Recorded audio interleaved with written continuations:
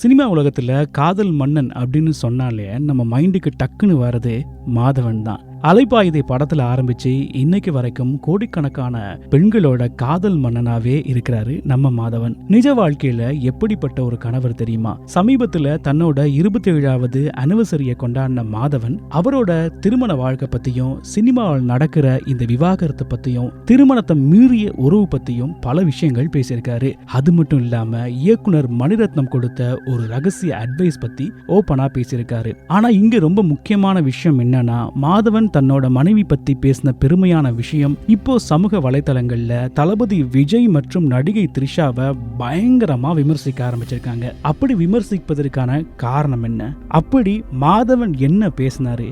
இங்க போய் த்ரிஷாவையும் விஜயும் ஏன் இழுத்து பேசுறாங்க? இப்படிங்கிற பல விஷயங்களை இந்த வீடியோல தெரிஞ்சுக்க போறோம். ஃபுல்லா இந்த வீடியோ பாருங்க. மறக்காம சக்தி FM யூடியூப் சேனல்ல சப்ஸ்கிரைப் பண்ணி வைங்க.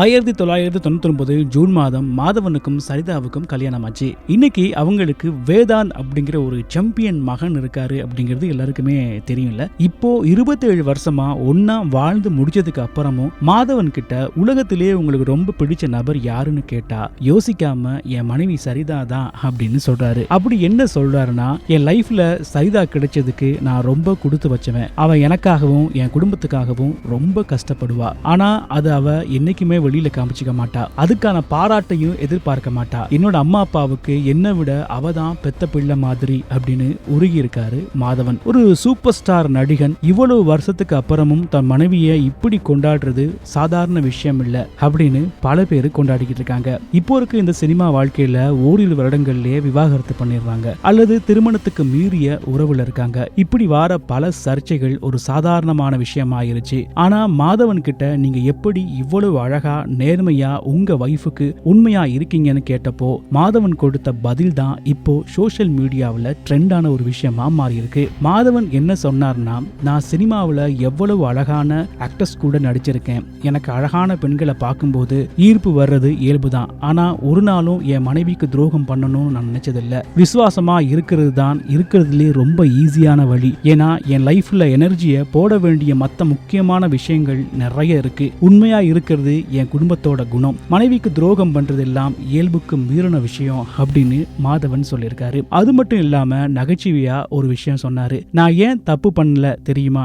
ஏன்னா உள்ளுக்குள்ள இருக்கிற அந்த பயந்தாங்கோலி. ஒரு சாதாரண குடும்பத்துல வளர்ந்தவன், அதனால கடைசி வரைக்கும் அதை செய்ய மாட்டேன் அப்படிங்கிற மாதிரி சொல்லியிருக்காரு. நாளோட கடைசியில நான் வீட்டுக்கு வரும்போது ஏதோ சாக்கு போக்கு சொல்லிட்டு இருக்காம நேரா வீட்டுக்கு ஓடி போய் என்னோட மனைவியை கட்டுப்பிடிக்கிறது தான் எனக்கு நிம்மதியும் திருப்தியும் தருது அப்படின்னு சொல்லியிருக்காரு. இந்த விஷயம் சமூக வலைதளங்கள்ல பலரால கொண்டாடப்பட்டுகிட்டு இருக்கு. அது மட்டும் இல்லாம மாதவன் ஒரு ரகசியமான விஷயத்தையும் சொல்லியிருக்காரு. தன்னோட போனோட பாஸ்வேர்ட், பேங்க் அக்கவுண்ட் பேலன்ஸ் எல்லாமே எப்பவுமே அவங்க மனைவி கிட்ட தான் இருக்குமா. அவங்க கேட்கணும்னு அவசியமே இல்ல, இவரே கொடுத்துருவாரு அப்படின்னு சொல்லியிருக்காரு. இங்கதான் இயக்குனர் மணிரத்னம் மாதவனுக்கு கொடுத்த ஒரு தாரக மந்திரத்தை ஷேர் பண்ணியிருக்காரு. ஒரு உறவுல எல்லாமே நல்லா போயிட்டு இருக்கும்போது அவ நம்மளை எந்த அளவுக்கு லவ் பண்றான்னு சும்மா டெஸ்ட் பண்ணி பார்க்காதீங்க. அதை அப்படியே விட்டுருங்க. சில நேரங்கள்ல நம்ம பண்ற அந்த தேவையில்லாத டெஸ்ட் தான் இருக்கிற மொத்த விஷயத்தையும் கெடுத்துரும் அப்படின்னு மணிரத்னம் சொல்லியிருக்காரு. மாதவன் தமிழ்ல பெரிய ஸ்டார் ஆகி அதி பயங்கரமான நிறைய பெண்கள் ரசிக்கிற ஒரு நடிகராகவே இருந்தாரு. பல பேர் அவர்கிட்ட உனக்கு கல்யாணமான விஷயத்த